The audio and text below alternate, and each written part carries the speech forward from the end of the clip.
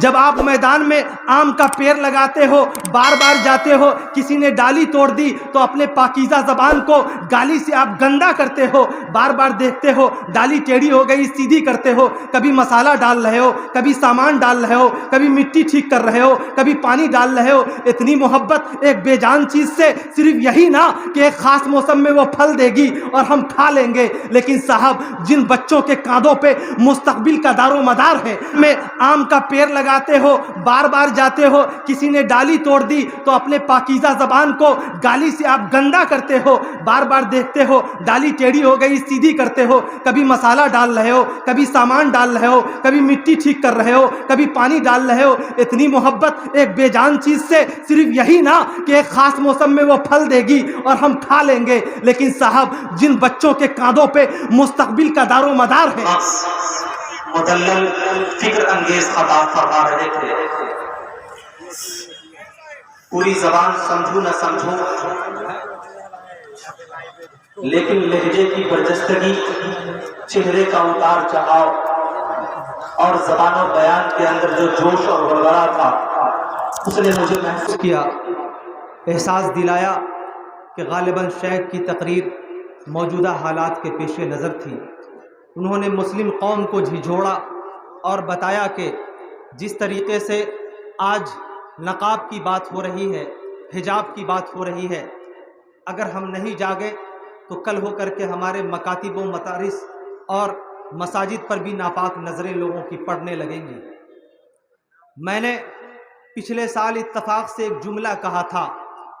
جو بہت زیادہ وائرل ہو گیا، وہ ویڈیو وائرل ہو گئی۔ ہمارے ادارے کے وائس چانسلر نے ایک خصوصی خط مجھے ارسال فرمایا اور کہا کہ تمہیں بہت آگے جانا ہے،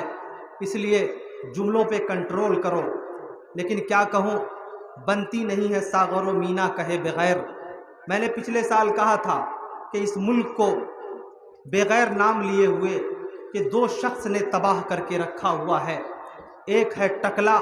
دوسرا ہے بے عقلا۔ اور ٹکلا اور بے عقلا کون ہے یہ آپ اچھی طریقے سے جانتے ہیں، میں نام نہیں لوں گا، اس لیے کہ جو نام انتہائی پھسپھسے قسم کے ہوتے ہیں اسے بار بار اپنی زبان کی زینت بنا کر کے اپنے زبان کے تقدس سے کھلواڑ نہیں کیا جاتا ہے۔ صاحب یہ وہ لوگ ہیں، کہا جاتا ہے کہ جب بات اگر دوسرے مسائل کی آئے، بات اگر ہندوستان کے پارلیمنٹ میں جب حکومت وقت کے مسائل پر گفتگو کرنے کے لیے جب پارلیمنٹ کے ممبر کھڑے ہوں اور حکومت اور سسٹم کی آنکھوں میں آنکھیں ڈال کے بات کریں کہ ہندوستان کے مسائل، ہندوستانی مسلمانوں کے مسائل یہ ہیں، ہندوستانی قوم کے لوگوں کے مسائل یہ ہیں، سمسیا یہ ہیں، بہنیں سڑکوں پہ نکلی ہوئی ہیں، غریب بیچارہ دو وقت کی روٹی کے لیے ترس رہا ہے، تو ہمارے مسٹر پرائم منسٹر کی آنکھوں میں جو غیرت و حمیت کا جو پسینہ ہونا چاہیے یا غیرت و حمیت کا جو پانی ہونا چاہیے وہ سوکھ جاتا ہے، لیکن جب وہ کھڑے ہوتے ہیں وہی اکڑ، وہی انانیت، وہی غرور، وہی تکبر اور وہی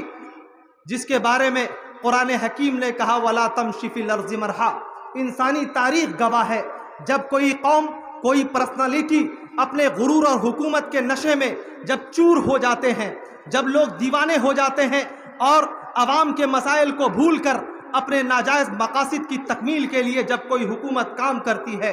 تب اللہ تبارک و تعالی کا قہر ٹوٹتا ہے اور ایسے لوگوں پر ایسا قہر ٹوٹتا ہے کہ یہ لوگ نیست و نابود ہو جاتے ہیں۔ علماء کرام نے، مفسرین نے قرآن حکیم کی چند آیتوں کی تفسیر میں ایک بات کہی۔ لوگ اکثر یہ سوال کرتے ہیں کہ صاحب جو لوگ مومن ہیں، جو مسلمان ہیں، جو اعلیٰ کلمت اللہ کی سربلندی کے لیے زندگی کی سانسیں گزارنے والے ہیں، جب ان کے ساتھ ذرہ برابر غفلت ہو، پریشانیاں آ جاتی ہیں، لیکن ان کے بارے میں کیا خیال ہے جو پوری زندگی نافرمانیاں کرتے ہیں، اللہ تبارک و تعالیٰ کی حرمت سے کھیلنے کی کوشش کرتے ہیں لیکن ان پہ کچھ نہیں ہوتا۔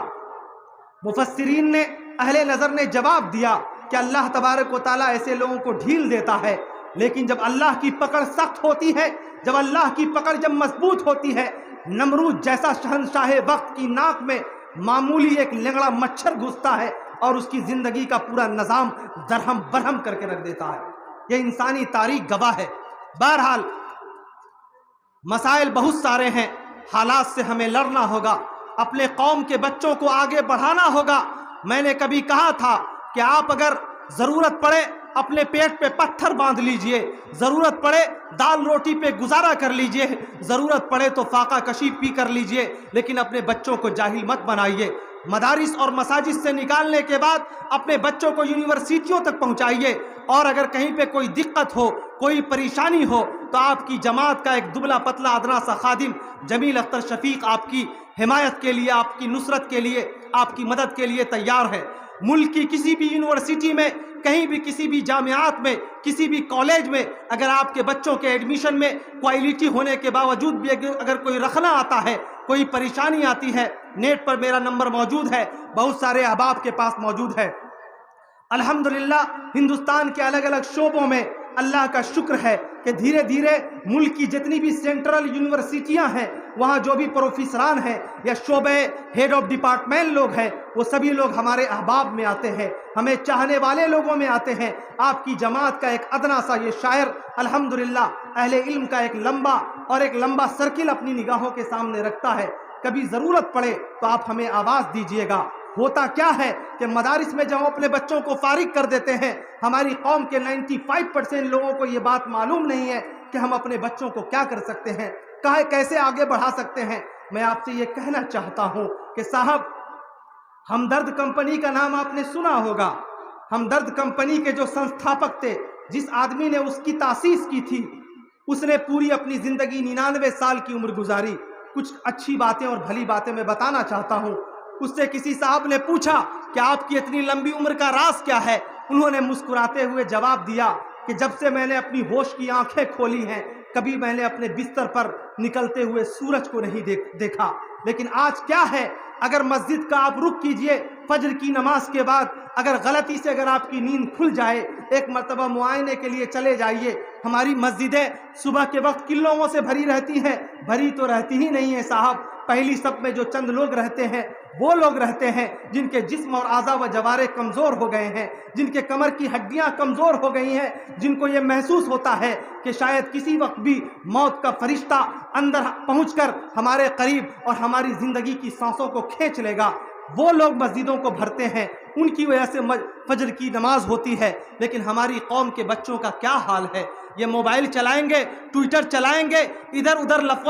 بازی جو ہوتا ہے وہ کریں گے، لیکن نہ باپ کو یہ فکر ہے، نہ بیٹے کو یہ فکر ہے کہ جو خانہ خدا ہے، جس کی تعمیر ہم نے کسی مقصد کے لیے کیا تھا، جہاں پر جو اللہ تبارک و تعالیٰ رازق ہے، جو زندگی کی تمام نافرمانیوں کے باوجود ہماری زندگی کی سانسوں کی ڈور کو نہیں توڑتا ہے، وہ کتنا بڑا قادر مطلق ہے۔ آپ کبھی سوچتے نہیں اگر اللہ تبارک و تعالیٰ کی اس خالقیت پر، رازقیت پر، اس کی رحمت پر اگر آپ توجہ دے دیں تو شاید آپ کے جو پیر اور آپ کا بستر، جو اپنے بستر سے جو آپ جمے رہتے ہیں، آپ کا جسم جو بستر سے چپکا ہوا رہتا ہے، یقین جانیے کہ آپ کی آنکھوں کی نیند میں جو بہت زیادہ شدت ہے وہ کمی آ جائے گی۔ کسی شاعر نے ایک شعر کہا تھا کہ اٹھو یہ منظر شبتاب دیکھنے کے لیے، شبتاب چمکتے ہوئے رات کے منظر کو کہا جاتا ہے، اٹھو یہ منظر شبتاب دیکھنے کے لیے کہ نیند شرط نہیں خواب دیکھنے کے لیے۔ بند آنکھوں سے تو دنیا خواب دیکھتی ہے، کبھی کھلی آنکھوں سے خواب دیکھ کر کے دیکھو، تب دیکھو گے کہ تمہاری قوم کا مستقبل، بھوش اور اس کا فیوچر کیسا ہوتا ہے۔ اس کے لیے ضروری ہے، علامہ اقبال نے کہا تھا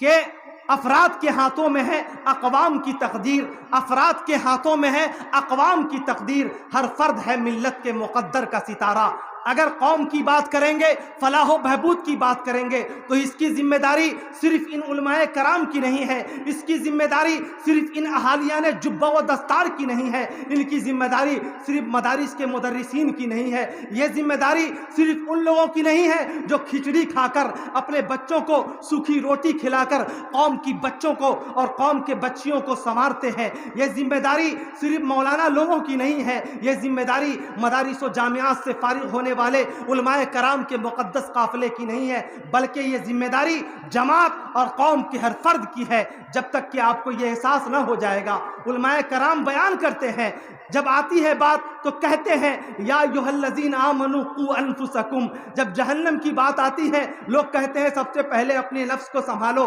قرآن کہتا ہے، ایک لاجک دیتا ہے، قرآن ایک تصور دیتا ہے، ایک فلسفہ دیتا ہے۔ میں یہ کہنا چاہتا ہوں جمیل اختر شفیق قرآن کی ایک آیت سے زندگی کا ایک خوبصورت فلسفہ نکالنا چاہتا ہے کہ صاحب یہ تو آخرت کی بات ہے، یہ تو جہنم کی بات ہے، لیکن میں یہ کہنا چاہتا ہوں اگر قرآن کے اس لاجک کو آخرت سے تھوڑا الگ ہٹ کر کے اگر آپ سوچیں، ہر آدمی اپنے نفس کے بارے میں، اپنی ذات کے بارے میں، اپنی شخصیت کے بارے میں، اپنے قوم کے بچوں کو بلکہ اپنی اولاد کو سنوارنے کی اگر ضمانت لے لے تو میں یہ کہتا ہوں کہ پاکوڑ کی اس سرزمین پر اگر ایک ایک شخص اس کی گارنٹی لے لے اور ایک عہد کے ساتھ زندگی جینا شروع کر دے تو آنے والے 5 سال کے بعد اس جھارکھنڈ کی سرزمین کا پورا نظام ہی الگ ہوگا۔ ہم شکایت کرتے ہیں کہ پرکھنڈ میں ہماری بات نہیں سنی جاتی، ہم شکایت کرتے ہیں کہ ڈی ایم کے پاس گئے تو اس نے تنخواہ دیا، ہم شکایت کرتے ہیں میری داڑھی پہ طنز کیا گیا، ہم شکایت کرتے ہیں کہ میں نے درخواست دی میری درخواست پر کوئی نظر ثانی نہ کی گئی۔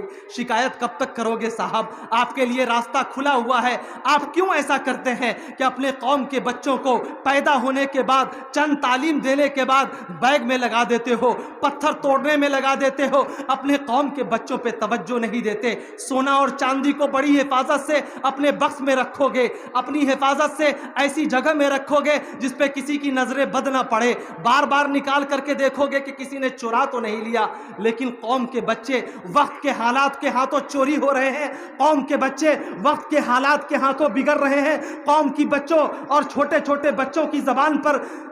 کلمہ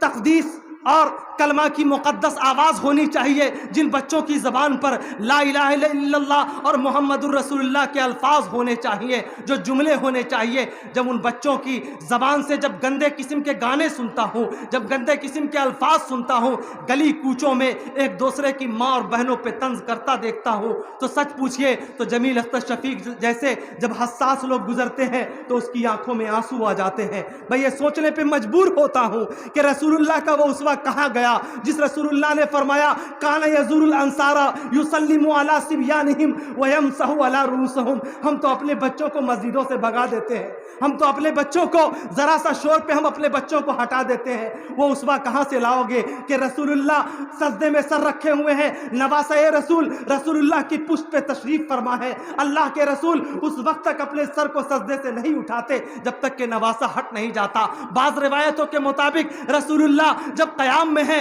تو نواسے کو گود میں اٹھا لیا ہے، جب رکوع میں گئے ہیں نواسے کو نیچے رکھ دیا ہے، جب سجدے میں گئے ہیں نواسے کو نیچے رکھ دیا ہے۔ اللہ اکبر! وہ زمانہ کہاں گیا؟ کہاں ہم اپنے بچوں کو مسجدوں سے جوڑتے تھے؟ کیسی تعلیمات میں ہم کھو گئے؟ رسول اللہ جب گلی سے گزرے تو صحیح الجامع کی روایت کہ جب اللہ کے رسول انصار کے بچوں کو دیکھے شفقت سے اس کے سروں پہ ہاتھ پھیرے۔ سائیکلوجی کہتی ہے، کبھی آپ نے قربانی کا بکرا دیکھا ہے؟ کبھی آپ نے قربانی کا بکرا خریدا ہے؟ آپ نے حدیث تو پڑھ لیا، دیکھ لیا، گزر گئے، لیکن صاحب یہ عجیب و غریب سائیکلوجی ہے۔ یہ وہ بول رہا ہے جس کے بارے میں قرآن نے کہا وَمَا يَنْتِقُ عَنِ الْهَوَىٰ إِنْ هُوَ إِلَّا وَحْيٌ يُوحَىٰ۔ یہ ایسی ذات ہے جس کا کنیکشن آسمان سے ہے، یہ ایک ایسی ذات ہے جب کلام کرتی ہے تو جبرائیل امین ساتھ ہوتے ہیں، یہ ایسی ذات ہے جب بولتی ہے اللہ تبارک و تعالیٰ فوراً بتا دیتا ہے، یہ ایسی ذات ہے جب مسائل آئے اللہ تبارک و تعالیٰ ملائکہ کے سردار جبرائیل امین کو بھیجتے ہیں۔ یہ ایسی ذات کی زبان سے یہ کلمات نکل رہے ہیں، یہ ایسی ذات ہے جہاں پر ان کی زبان سے نکلے ہوئے الفاظ میڈیکل سائنس کے جب سارے فلسفے ختم ہو جاتے ہیں وہاں سے رسول اللہ کے کلمات شروع ہوتے ہیں۔ صاحب آپ سوچئے، سائیکلوجی اگر آپ سمجھو گے، ایکسپریمنٹ کرو گے، تجربہ کرو گے، آپ کو یہ محسوس ہوگا کہ جب بچوں کے سروں پہ ہاتھ پھیرے، میں یہ سوچتا ہوں، میں جب یہ بول رہا ہوں تو میرے رونگٹے کھڑے ہیں کہ ہم ہم لوگ کہاں چلے گئے جن بچوں کے رخسار پر آپ تماشا رسید کرتے ہیں، جن بچوں کو رسول اللہ نے اپنے کلیجے سے لگایا ہے، جن بچوں کو رسول اللہ نے مسجد میں آنے کی جگہ دی ہے۔ رسول اللہ کا اسوہ کبھی دیکھو۔ رسول اللہ جب ہاتھ رکھتے ہیں، جمیل اختر شفیق نے تجربہ کیا، قربانی کے بکرا کا حوالہ دیا، جب قربانی کے بکرے کے جب سر پہ آپ ہاتھ پھیرو گے، وہ بکرا دھیرے دھیرے آپ سے قریب ہو جائے گا۔ اس بکرے کو یہ احساس ہوتا ہے کہ شاید اس گھر میں جتنے بھی لوگ ہیں، یہ آدمی جو میرے سر پہ ہاتھ پھیر رہا ہے، یہ مجھ سے سب سے زیادہ محبت کرتا ہے۔ تجربہ بتاتا ہے جب بچے کے سر پہ ہم ہاتھ پھیرتے ہیں، جسم کے رونگٹے کھڑے ہو جاتے ہیں۔ وہ بچہ یہ محسوس کرتا ہے کہ کوئی شفقت بھرا ہاتھ تھا جس نے محبت سے میری پیشانی پہ رکھا ہے۔ وہ اسوہ رسول اللہ کا کہاں چلا گیا؟ دوستو، لوٹنے کی ضرورت ہے، اپنے قوم کو بچانے کی ضرورت ہے، بتانے کی ضرورت ہے۔ میں کہنا چاہتا ہوں درد کے ساتھ، لوگ شکایت کرتے ہیں بچہ پڑھ نہیں رہا ہے، مولانا یہ بچہ میری بات مان نہیں رہا ہے۔ صاحب، جب آپ بن میں،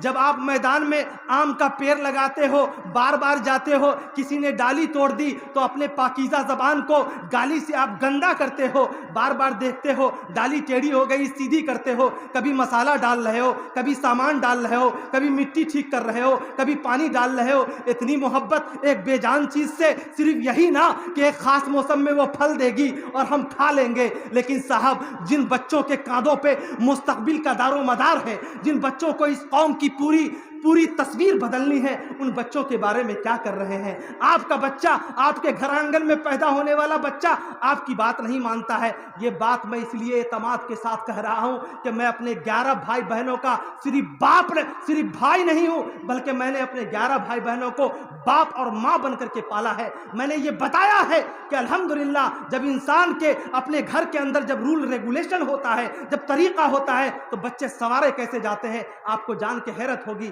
میں اپنی بستی کا پہلا اہل حدیث ہوں، میں اپنی بستی کا، اپنے خاندان کا پہلا اہل حدیث ہوں، میں اپنی بستی کا پہلا شاعر ہوں، پہلا خطیب ہوں۔ جس حیثیت سے بھی آپ اس ناچیز کو جانتے ہیں، میں پہلا ہوں۔ ایک ایسی بستی جس کے چاروں طرف کفرستان ہے، پورے سال بھر سیتارام سیتارام کی منحوس آوازیں میرے کانوں سے ٹکراتی ہیں۔ جو پورے سال جو چند لوگ بھی ہیں بریلوی لوگ، تو وہ لوگ دن بھر گالی گلوچ کرتے رہتے ہیں۔ ایسی فیملی، ایسے خاندان، اور آپ تو خوش نصیب ہیں جس کے چاروں طرف موحدوں کا قافلہ بکھرا ہوا ہے۔ عطاء الرحمن فیضی جیسے لوگ آپ کو دستیاب ہیں، علماء کرام کی جماعت آپ کو مل رہی ہے۔ میں نے ایسے لوگوں کے بیچ میں الحمدللہ اپنے سارے بھائی بہنوں کو پڑھایا۔ میں آپ کو بتاتے ہوئے مجھے یہ خوشی محسوس ہو رہی ہے کہ 2022 کا جو UGC نیٹ کا جو رزلٹ آیا ہے، الحمدللہ میرے 2 سگے بھائی جو میرے بعد 5ویں اور 6ٹھے نمبر پر آتے ہیں، ایک نے JRF مکمل کیا اور دوسرے نے نیٹ مکمل کیا۔